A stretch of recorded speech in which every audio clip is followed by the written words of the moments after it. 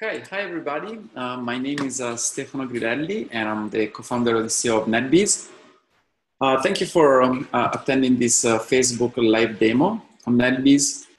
Today we'll talk about how performance alerts work in NetBeez, and the benefit of performance alerts, of course, is detecting performance degradation issues that could happen on your wired, Wi-Fi, cloud or virtual networks.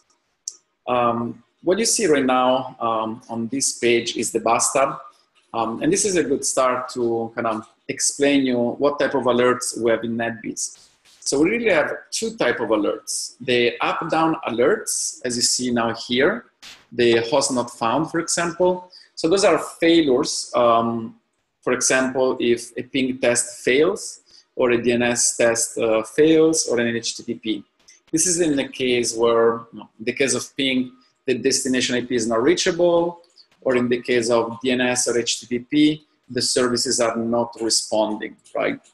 And then we have the performance alerts, and this is what this live demo is about.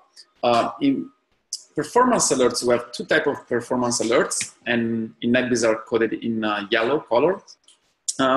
So there are the watermark performance alerts, and there are the baseline performance alerts.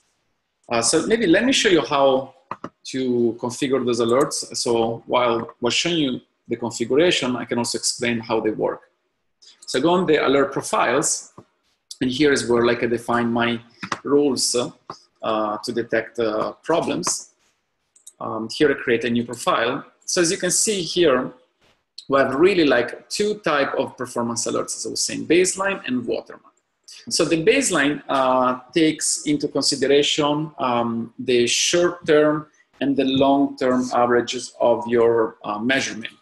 So the beauty is that, for example, you can compare the short-term packet loss with the long-term with that long-term value.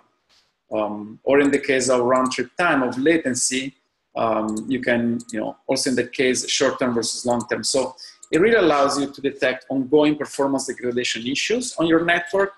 And the beauty of this performance alert is that you don't have to know what is the average or the baseline value in your network, because it's automatically generated and calculated by the system.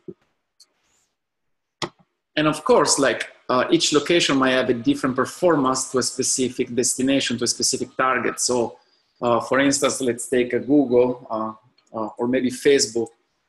Maybe locations in the US have lower latencies than location in Europe or in Asia. Of course, as you know, Google has kind of front ends to really minimize geographically the latencies, but this doesn't apply for all the targets or all the applications. The second type of performance alert is the watermark. And a watermark is very useful to enforce service level agreements and to detect problems when a certain resource is not meeting those service level agreements.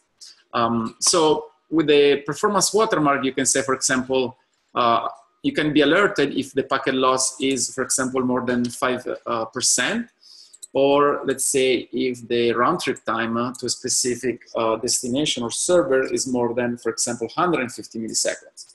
So again, there is not a baseline, but there is just a service level agreement that you want to enforce, a fixed value that you want to enforce. Bottom line is that when you build create a performance alert or a up-down alert, as you can see here, you then apply to your targets. This will be applied also to the agents that are monitoring that target, and then you'll be alerted about this problem that the target has detected against an application or a server or a far-end destination. With this, I'm done with the performance alerts live demo. I hope you enjoyed. If you have questions or follow-up, feel free to post on Facebook or also to request a demo on our website, netbeez.net. And with that, thank you very much and have a great Friday.